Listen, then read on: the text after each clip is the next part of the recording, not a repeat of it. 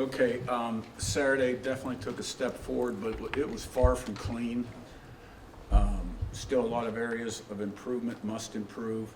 You always have to improve, but, I don't think, the players want to look at the score and feel like, yep, okay, we're there, because we're definitely not.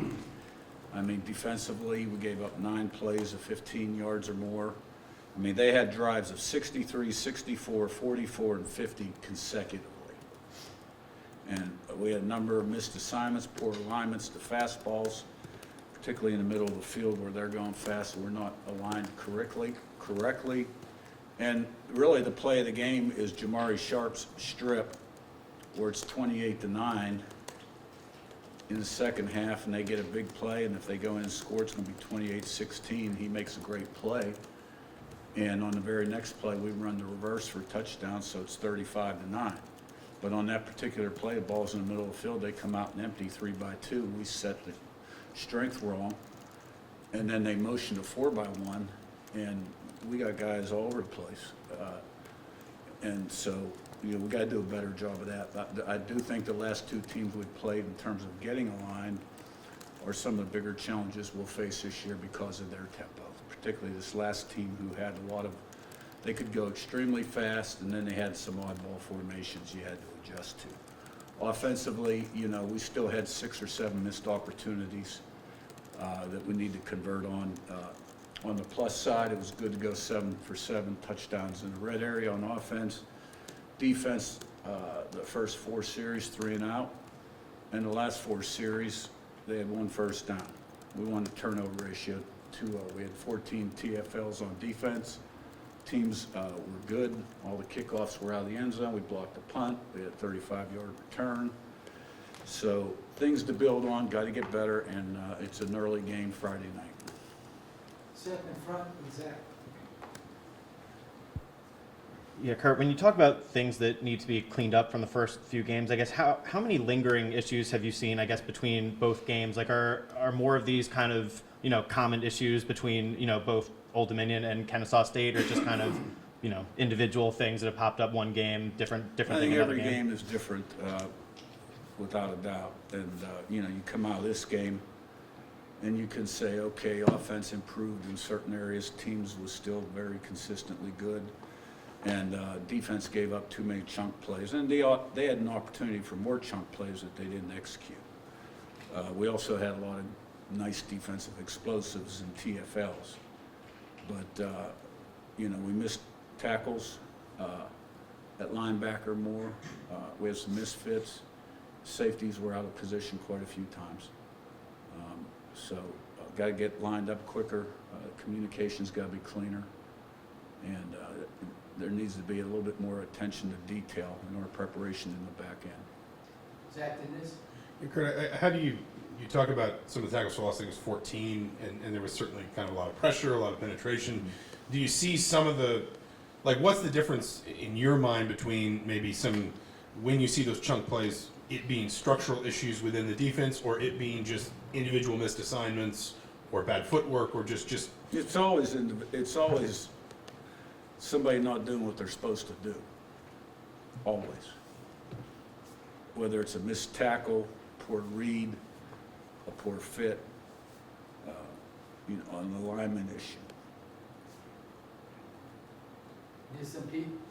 With the receivers, they had some drops in the first half, it looked like, and there was a couple the previous week. How's kind of the chemistry with Fernando kind of developing with them, and what have you kind of seen from the group as a whole over the first 2 weeks? No, I thought the pass game took a step forward. I think, I'm not a stat guy, but I think it was 21 of 28 for about 285 touchdowns. That's pretty good. There was one drop, true drop, EJ on the RPO, routine play. If you're talking about Surratt's, that's one where Fernando had a guy in his face and ball was a little behind him. It was hard to see on tape. Tough catch, it looked like. We took a step forward. I mean, there's no denying that. Pete and Danny, and then Matt. Kurt, the performance you're getting from Warner, punting, You I'm didn't sorry, expect it, can the you- performance you're getting from Bourne in punting, Uh-huh. you didn't necessarily expect that, but he seems to be stepping up. Yeah, the punter's got a little bit of an issue, the first team guy. He's sort of day-to-day, but we've always had a lot of confidence in Quinn. And, the first one that we downed inside the 5 was a little bit of a low kick, and we got a good bounce. But, he's really capable of booming the ball, and he did a nice job. Matt, upper right, and Daniel. Hey, Coach. I'm sure it's not perfect, but it seems like the perimeter blocking has been pretty solid, guys. Just running some good runs. One guy looks like he's doing a nice job, Riley Milkowski, kind of filling that Zach Court role. Just your thoughts on how he's doing. It's kind of dirty work. Everybody talks about it, but he seems like he's playing well there. Yeah, he was a player of the game on offense, sort of an unsung hero. High effort, high character, gives you everything he's got, play in, play out, really dependable. Really played well Saturday, scored a touchdown too, caught a pass early. The effort on the reverse by him and others downfield was really nice to see, and good player. Daniel on your left, and Jim. You'll have more clarity on Lou this week, but at that spot, I want to see, you said it was thin. Do you like who you have after Lou, and just what have you kind of seen, Chung played last few weeks as well? Just that whole spot there. What was the last part of your question? You played, Chung last week, that spot after Lou, do you like who you have there? at Right. Safety. That one's sort of day-to-day depending on health status of a guy or two. So we got to get better at safety. We play 3 of them. We play a rover, a free safety, and a strong safety. They're capable of playing. They're not playing bad, but they're capable of playing better. Jim in front, and Zach B. Coach, you mentioned the offense of the passing game stepping up 5 touchdown passes, but yet the running game was still right there. I think you guys were within 15 yards of being balanced on both sides. What are you still wanting to see from your offense as you move forward? Well, you don't want to leave plays out on the field. When you have opportunities, you want to cash in on those opportunities because,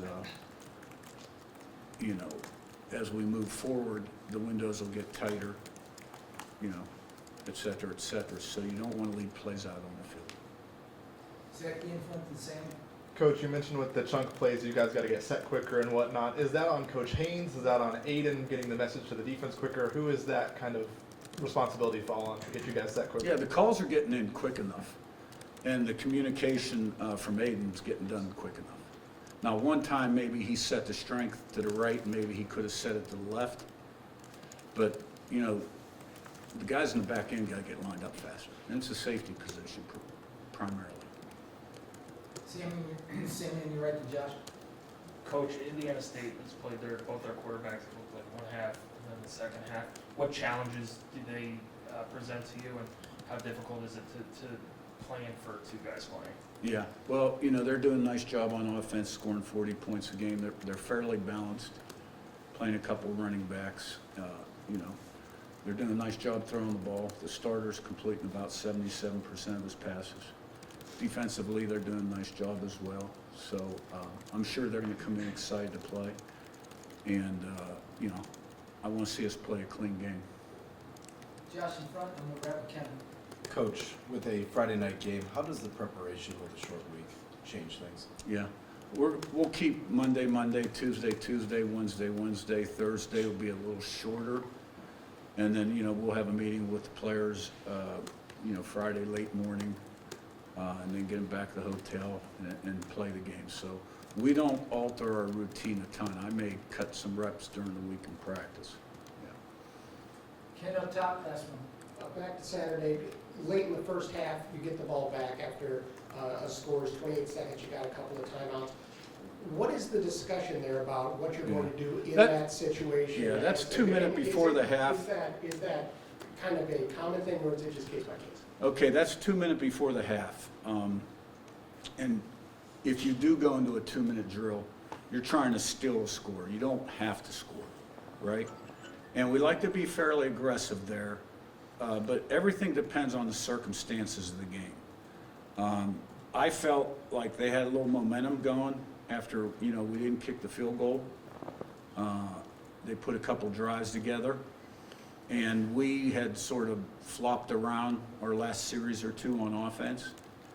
And so, you know, if we would have spit a run, we would have used a timeout, but, you know, we didn't.